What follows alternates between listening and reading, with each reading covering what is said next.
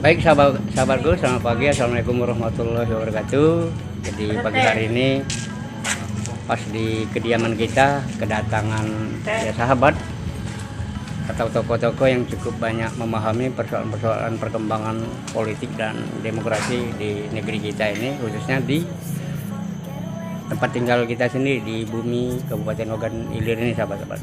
Jadi nanti kita akan bertanya langsung dan menggali sampai sejauh mana pandangan mereka terhadap pelaksanaan pemilihan kepala desa yang berlangsung di kabupaten kita ini, Kabupaten Ogan Ilir, beberapa waktu yang lalu. Nah, mungkin dari beliau akan ada pandangan-pandangan terkait dengan pelaksanaan pemilihan kepala desa yang sudah berlangsung dan sudah kita peroleh pemenang-pemenangnya untuk siap menjabat di desanya masing-masing. Oke sahabat-sahabatku, ikuti terus video kita kali ini dalam rangka memintai pendapat, sumbang saran, terus pandangan-pandangan tokoh-tokoh berikut ini terkait dengan pelaksanaan pilkades yang berlangsung di Kabupaten Ogan Ilir secara serempak beberapa waktu yang lalu. Dan sebelum kita lebih jauh membuat konten hari ini, tetap seperti biasa kami atau saya secara pribadi memohon dukungan dari Anda semua agar channel ini semakin maju dan berkembang dengan cara memberikan like, comment, and subscribe. Oke, kita ke TKP sahabat-sahabat. Oke sahabat-sahabatku, ini kita sudah hadir di antara kita beberapa orang tokoh masyarakat yang tidak asing lagi di bumi kita Kabupaten Ogan Ilir, khususnya di Kecamatan Tanjung Batu. Berikut kita perkenalkan siapa saja mereka yang siap kita mintai pendapatnya terkait dengan pelaksanaan pilkades secara serempak di Kabupaten Ogan Ilir beberapa waktu yang lalu. Ini kita tanya-tanya dulu ke Bapak yang satu ini yang pakai kemeja putih. Selamat pagi Pak. Selamat pagi Pak. Perkenalkan dulu, terima kasih Bapak berdua sudah hadir di tempat kita dalam rangka kita membuat sebuah program untuk mengenalkan terkait dengan pelaksanaan pilkades di bumi Ogan Ilir di kabupaten kita beberapa hari yang lalu. Di atas kehadirannya kami ucapkan terima kasih. Kembali ke perkenalan tadi Pak, kita awali dengan perkenalan. Mungkin minta beberapa waktu untuk dapat mengenalkan diri Pak, yang tentu kita mulai dari Bapak yang pakai kemeja putih Pak, silakan. Selamat pagi. Iya. Para pemirsa YouTuber Pak Latifuddin. Iya. Kami perkenalkan diri, nama kami Subhano Piandi, iya, atau yang akrab disapa Andi. Iya.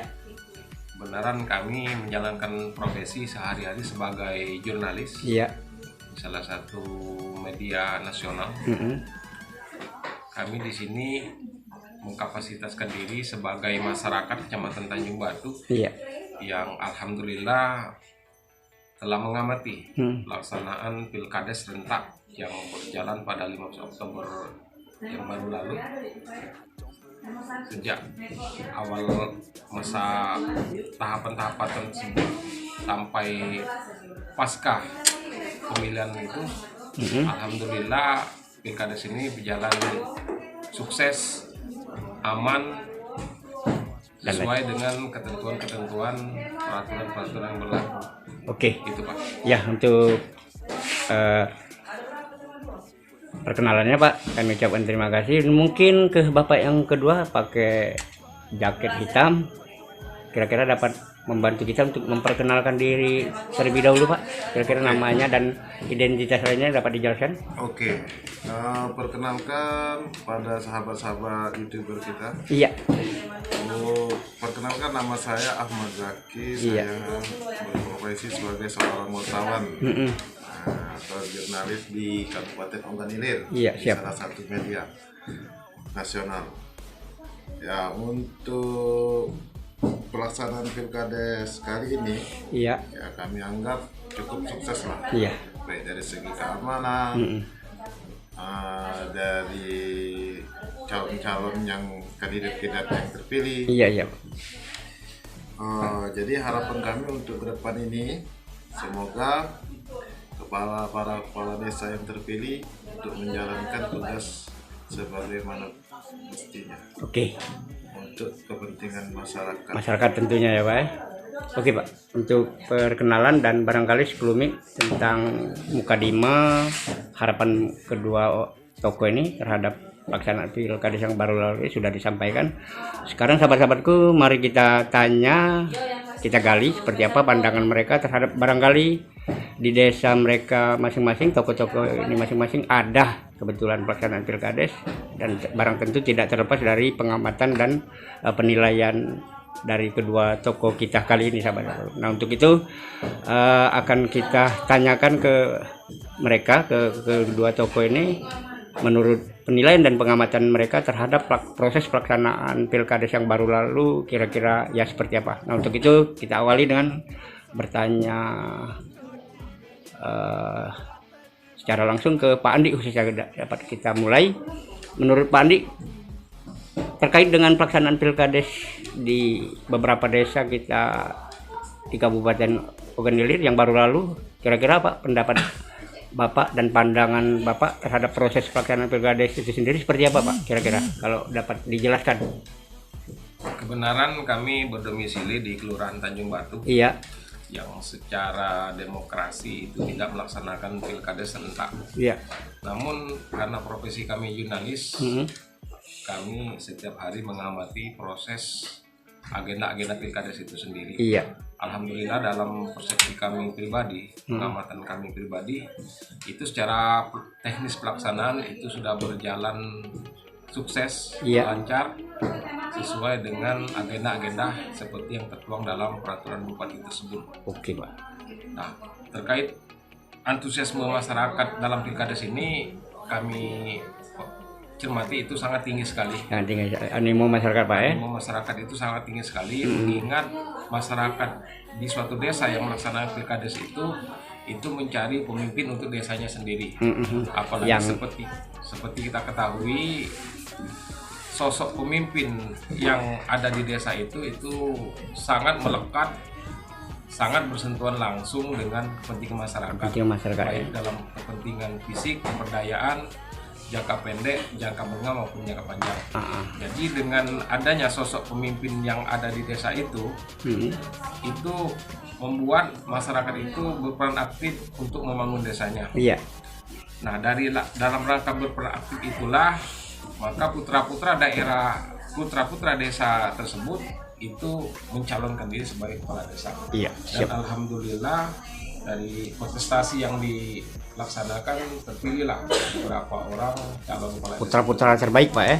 Putra-putra terbaik yang merupakan pilihan hati nurani warga desa tersebut. Oke. Kami juga mengamati dalam segi lain kesuksesan pilkades serentak ini itu tidak terlepas dari peran serta pemerintah, aparat keamanan, dalam hal ini pihak kepolisian dan pihak TNI. Amin.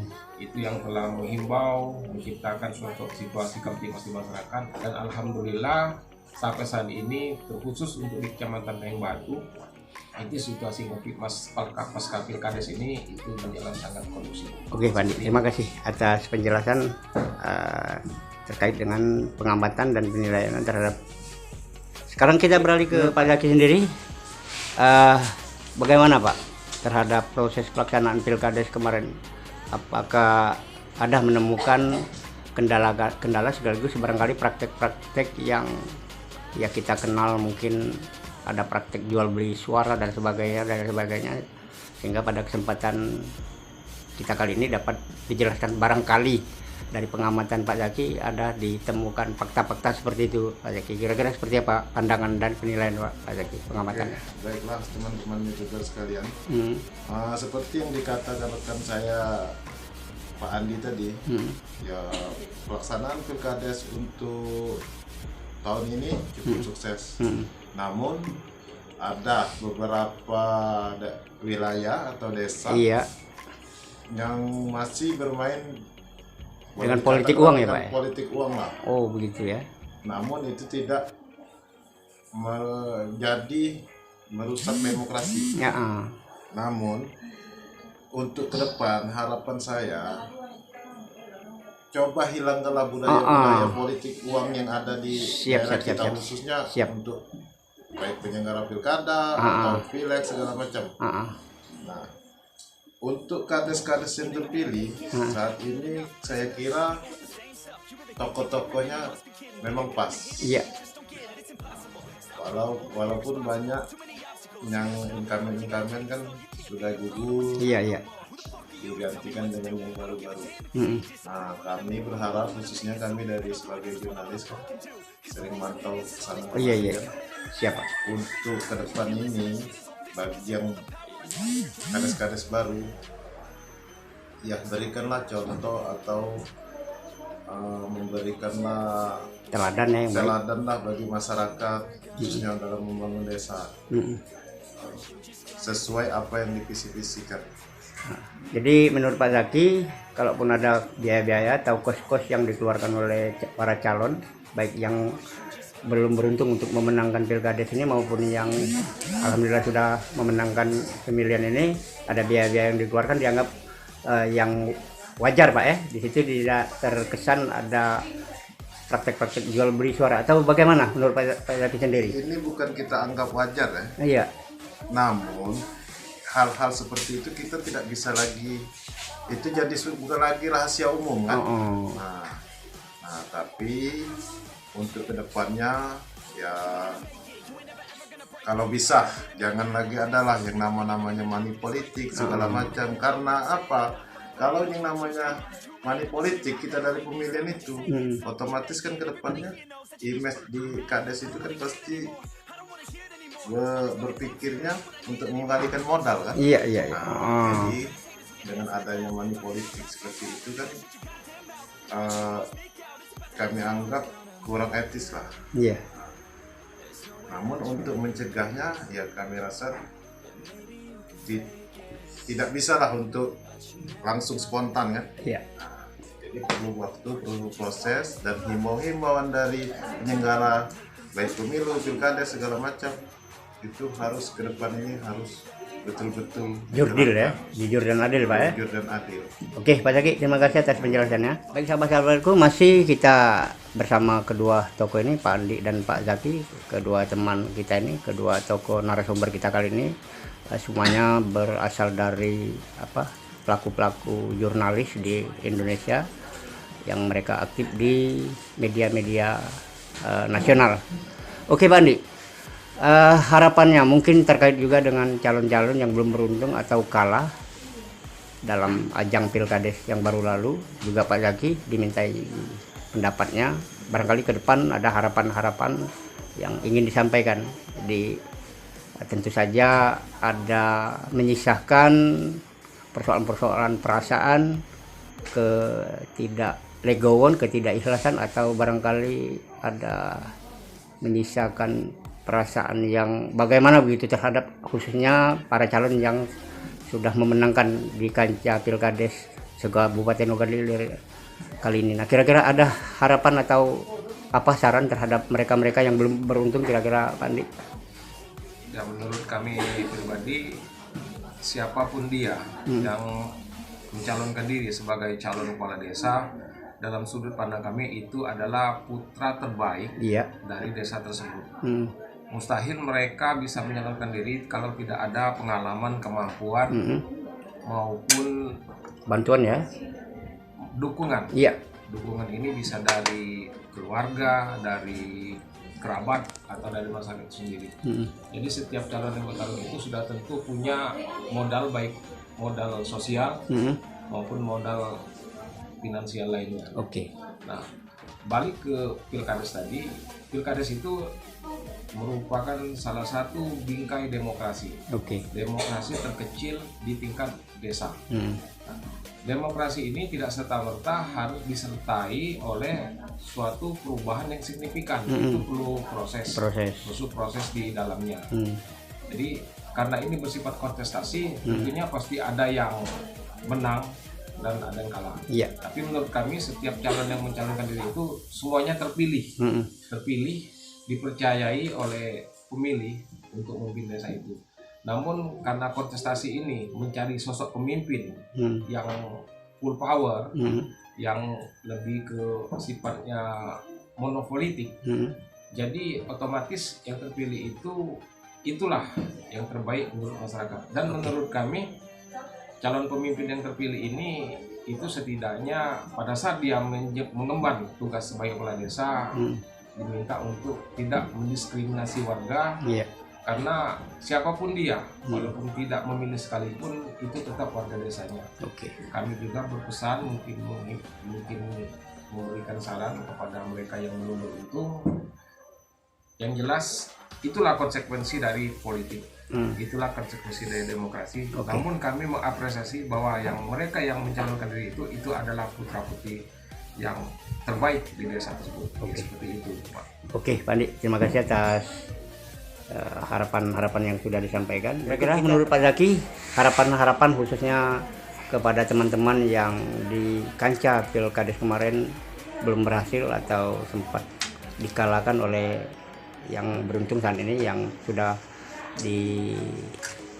diputuskan menjadi pemenang pada kancah pemilihan Pilkades tanggal berapa kemarin Pak tadi? 15 Oktober. 15 Oktober yang lalu. Nah, jadi kira-kira harapan-harapan yang disampaikan ke masyarakat.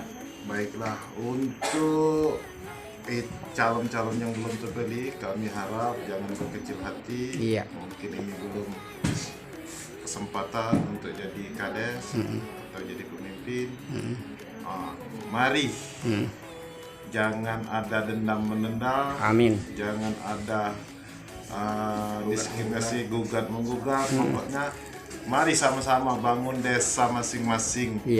Walaupun tidak terpilih, mungkin ini belum ada kesempatan, mungkin kesempatan berikutnya masih panjang. Saya itu saja. Jadi makasih Pak Zaki atas masukan dan harapan. Baik sahabat-sahabatku, sampai di sini saja dulu konten kita kali ini, program kita kali ini dalam rangka bertanya langsung dan menggali sampai sejauh mana pandangan sekaligus harapan-harapan kedua tokoh ini terhadap Pilkades yang sudah terlaksana di kabupaten kita, Kabupaten Ogan Ilir, beberapa waktu yang lalu. Akhir kata, perjumpaan kita kali ini kami akhiri dengan ucapan terima kasih atas segala perhatian yang diberikan. Kami tutup dengan ucapan wabillahi taufiq wal hidayah. Wassalamualaikum warahmatullahi wabarakatuh.